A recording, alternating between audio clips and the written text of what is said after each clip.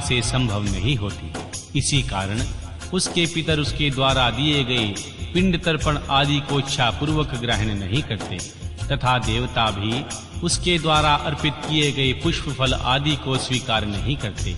जिसका मन स्त्री द्वारा आहत हो जाता है उसके ज्ञान, उत्तम तप, जप, होम, पूजन, विद्या और दान से क्या लाभ, अर्थात उसके यो सभी निष्फल हो जाते हैं। मैंने उसके विद्या प्रभाव और ज्ञान की जानकारी के लिए आपकी परीक्षा ली है, क्योंकि कामिनी को चाहिए अपने मनोनीत कांत की परीक्षा करके ही उसे पति रूप में वरण करे। श्री सनत कुमार जी कहते हैं, व्यास जी, जिस प्रकार तुलसी यो वार्तालाप कर रही थी उसी समय सृष्टिकर्ता ब्रह्मा वहां आ पहुंचे और इस प्रकार कहने लगे। श्री ब्रह्मा जी ने कहा, शंखचूड़, तुम इसके साथ क्या व्यर्थ में वाद विवाद कर रहे हो? तुम गंधर्व विवाह की विधि से इसका पानी ग्रहण करो, क्योंकि निश्चय ही तुम पुरुष रत्न हो और यह सती साध्वी नारियों में रत्न रूपा है। ऐसी दशा में निपुणा का निपुण के साथ समागम गुणकारी होगा। फिर तुलसी की ओर से लक्ष्य करके बोले, सती साध्वी तुलसी, तू ऐसे गुणवान कांत की परीक्षा ले रही है, यह तो देवताओं, असुरों तथा दानवों का मान मर्दन करने वाला है। सुंदरी, तू इसके साथ संपूर्ण लोकों में सर्वदा उत्तम स्थान पर चिरकाल तक यथेष्ट विहार कर शरीरांत होने पर यह पुण्य गोलोक में श्री कृष्ण को ही प्राप्त होगा और इसकी मृत्यु हो जाने पर भी तू वैकुंठ में चतुर्भुज भगवान को प्राप्त करेगी। श्री सनत कुमार जी कहते हैं, मुने, इस प्रकार आशीर्वाद देकर भगवान ब्रह्मा अपने धाम को चले गए। तब दानव शंखचूड़ ने गंधर्व विवाह की विधि से तुलसी का पानी ग्रहण किया। यो तुलसी के साथ विवाह करके अपने माता पिता के स्थान को चला गया और मनोरम भवन में उस रमणी के साथ विहार करने लगा। अध्याय 13। शंखचूड़ का असुर राज्य पर अभिषेक और उसके द्वारा देवों का अधिकार छीने जाना, देवों का भगवान ब्रह्मा की शरण में जाना, श्री ब्रह्मा का उन्हें साथ लेकर भगवान विष्णु के पास जाना, भगवान विष्णु द्वारा शंखचूड़ के जन्म का रहस्योद्घाटन कर और फिर सबका भगवान शिव के पास जाना और शिव सभा में उनकी झांकी करना तथा अपना अभिप्राय प्रकट करना। श्री सनत कुमार जी कहते हैं, महर्षि, जब शंखचूड़ ने तप करके वर प्राप्त कर लिया और वह विवाहित होकर अपने घर लौट आया, तब दानवों और दैत्यों को बड़ी प्रसन्नता हुई। वे सभी असुर तुरंत ही अपने लोक से निकलकर अपने गुरु शुक्राचार्य को साथ लेकर दल बनाकर उनके निकट आए और विनय पूर्वक उन्हें प्रणाम करके अनेकों प्रकार से आदर प्रदर्शित करते हुए उनका स्तवन करने लगे। फिर उन्हें अपना तेजस्वी स्वामी मानकर अत्यंत प्रेम भाव से उनके पास ही खड़े हो गए। उधर दंभ कुमार शंखचूड़ ने भी अपने कुलगुरु शुक्राचार्य को आया हुआ देखकर बड़े आदर और भक्ति के साथ उन्हें साष्टांग प्रणाम किया। तदनंतर गुरु शुक्राचार्य ने समस्त असुरों के साथ सलाह करके उसकी सम्मति से शंखचूड़ को दानवों का तथा असुरों का अधिपति बना दिया। दंभ पुत्र शंखचूड़ प्रतापी एवं वीर तो था ही, उस समय असुर राज्य पर अभिरक्ति होने के कारण वह असुरराज विशेष रूप से शोभा पाने लगा। तब उसने सहसा देवताओं पर आक्रमण करके वेग पूर्वक उनका संहार करना आरंभ किया।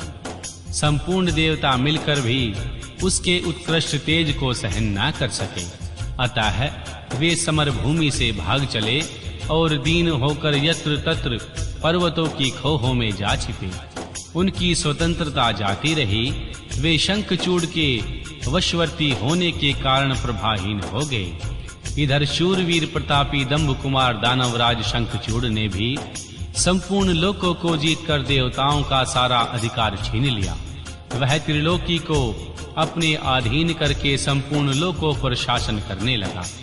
वह स्वयं इंद्र बनकर सारे यज्ञ भागों को हड़प करने लगा तथा अपनी शक्ति से कुबेर, सोम, सूर्य, अग्नि, यम और वायु आदि के अधिकारों का भी पालन करने लगा। उस समय महान बल पराक्रम से संपन्न महावीर शंखचूड़ समस्त देवताओं, असुरों, दानवों, राक्षसों, गंधर्वों, नागों, किन्नरों, मनुष्यों तथा त्रिलोकी के अनन्य प्राणियों का एक छत्र सम्राट था। इस प्रकार महान राजेश्वर शंखचूड़ बहुत वर्षों तक संपूर्ण भुवनों के राज्य का उपभोग करता रहा। उसके राज्य में न अकाल पड़ता था, न महामारी और न अशुभ ग्रहों का ही प्रकोप होता था। आदि व्याधियां भी अपना प्रभाव डाल नहीं पाती थी। यूं सारी प्रजा सदा सुखी रहती थी। पृथ्वी बिना जोते ही अनेक प्रकार के धन्य उत्पन्न करती थी। नाना प्रकार की औषधियां, उत्तम फल, फलों और रसों से युक्त थी। उत्तम उत्तम मणि की खदानें थी। समुद्र अपने तटों पर निरंतर ढेर के ढेर रत्न बिखेरते रहते थे। वृक्षों में सदा पुष्प फल लगे रहते थे। सरिताओं में स्वादु नीर बहता था। देवताओं के अतिरिक्त सभी जीव सुखी थे। उनमें किसी प्रकार का विकार उत्पन्न नहीं होता था। चारों वर्णों और आश्रमों के सभी लोग अपने अपने धर्म में स्थित रहते थे। इस प्रकार वह त्रिलोकी का शासन कर रहा था। उस समय कोई भी दुखी नहीं था। केवल देवता भ्रात दो होवश दुख उठा रहे थे। मुने, महाबली शंखचूड़ गोलोक निवासी श्री कृष्ण का परम मित्र था। साधु स्वभाव वाला वह सदा कृष्ण की भक्ति में निरत रहता था। पूर्व पापवश उसे दानव की योनि में जन्म लेना पड़ा, परंतु दानव होने पर भी उसकी बुद्धि दानव की सी नहीं थी। प्रिय व्यास जी, तदनंतर जो पराजित होकर अपने राज्य से हाथ धो बैठे थे, वे सभी सुरगण तथा ऋषि परस्पर मंत्रणा करके श्री ब्रह्मा जी की सभा को चले। वहां पहुंचकर उन्होंने श्री ब्रह्मा जी का दर्शन किया और उनके चरणों का अभिवादन करके विशेष रूप से उनकी स्तुति की। फिर अकुलता पूर्वक अपना सारा वृतांत उन्हें कह सुनाया। तब श्री ब्रह्मा उन सभी देवताओं तथा मुनियों को ढांढस बांधकर उन्हें साथ ले सत्पुरुषों को सुख प्रदान करने वाले वैकुंठ लोक को चल पड़े। वहां पहुंचकर देवगणों सहित ब्रह्मा ने रमापति का दर्शन किया। उनके मस्तक पर किरीट सुशोभित था, कानों में कुंडल झलमला रहे थे और कंठ वनमाला से विभूषित था। वे चतुर्भुज देव अपनी चारों भुजाओं में शंख, चक्र, गदा और पग्गा धारण किए हुए थे। श्री विग्रह पर पीतांबर शोभा दे रहा था। सनकादि सिद्ध उनकी सेवा में नियुक्त थे। ऐसे सर्वव्यापी श्री विष्णु की झांकी करके भगवान ब्रह्मा आदि देवता तथा मुनीश्वरों ने उन्हें प्रणाम किया और फिर भक्ति पूर्वक हाथ जोड़कर वे उनकी स्तुति करने लगे।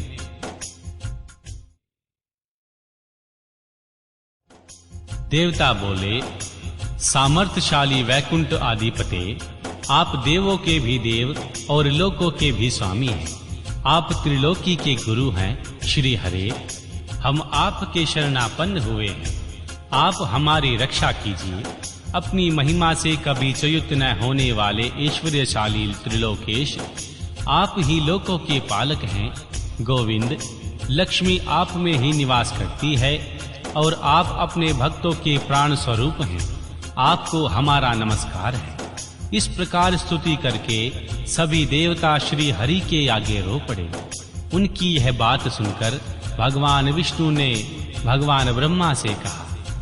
श्री विष्णु बोले, ब्राह्मण, यह वैकुंठ योगियों के लिए भी दुर्लभ है। तुम यहाँ किस लिए आए हो? तुम पर कौन सा कष्ट आ पड़ा है? यह यथार्थ रूप से मेरे सामने वर्णन करो। श्री सनत कुमार जी कहते हैं, मुने, श्री हरि का वचन सुनकर श्री ब्रह्मा जी विनम्र भाव से सिर झुकाकर उन्हें बारंबार प्रणाम करके और अंजलि बांधकर परमात्मा विष्णु के समक्ष स्थित हो देवताओं के कष्ट से भरी हुई शंखचूड़ की सारी करतूत कह सुनाई। तब समस्त प्राणियों के भावों के ज्ञाता भगवान श्री हरि उस बात को सुनकर हंस पड़े और श्री ब्रह्मा से उस रहस्य का उद्घाटन करते हुए बोले। श्री भगवान ने कहा, कमल योगिनी, मैं शंखचूड़ का सारा वृतांत जानता हूँ। पूर्व जन्म में महातेजस्वी गोप था जो मेरा भक्त था। मैं उसके वृतांत से संबंध रखने वाले इस पुरातन इतिहास का वर्णन करता हूँ। सुनो। इसमें किसी प्रकार का संदेह नहीं करना चाहिए। भगवान